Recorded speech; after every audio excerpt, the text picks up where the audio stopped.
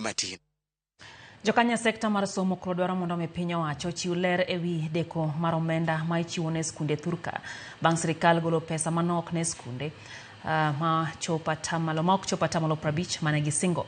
Kaluwore kod jagoro mar Kuppet bade ma Kisumu Zablon Awange kod nyawadgi mar Nat David Obuon, tao skunde sani tero jotend skunde ng'wech ne mar omenda maromo milion 19 mane sirikal ogolo juma mokalo moka gino mamiyo riembo nok gino makoro miyo riembo chenro mar somo e skunde bedo matek. Koro gimiyo piny owacho nyaka tarik 5 dwe manyien mondo chwal omenda duto atamalo 50 kaka ne gichiko mondo mi jotend skunde oyud yot kotenre kod chenro mag tawo weche mag somo e skunde mathurka. To pesa moor higa ni en pesa matin completely, 19 billion instead of 48 billion. Mano nyiso ni principal nyaka ng'e kaka gidhi meet the shortfall.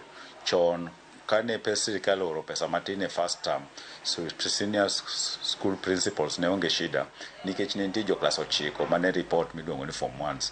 Jogi ne biro ga kosechulo fees higa mangima. Pesa ni ema nitiyo ga godo to chulo suppliers full amount mondo suppliers obed gi siso makelo pesa moko kata kelo materials e school. Principal yino to sani ginene wiyegi gwaro wiyegi ka giparo kama gidhi yude pesa moko. No ineno ka principal of skunde mathindo thindo miluongo ni sub county schools sani ochomo mana bank kawo loan mondo ka giran godo skunde go. Ok onego bed ni chopo kamoro ma principal tiyo gi pesa ne mar running the school. Ere ka ito gichako somo as they move kaka gikore mar the pathways next year. This is yet to come out clearly. And coupled with infrastructure.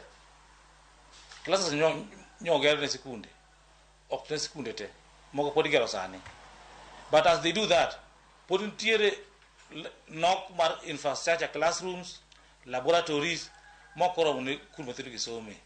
Must should be addressed.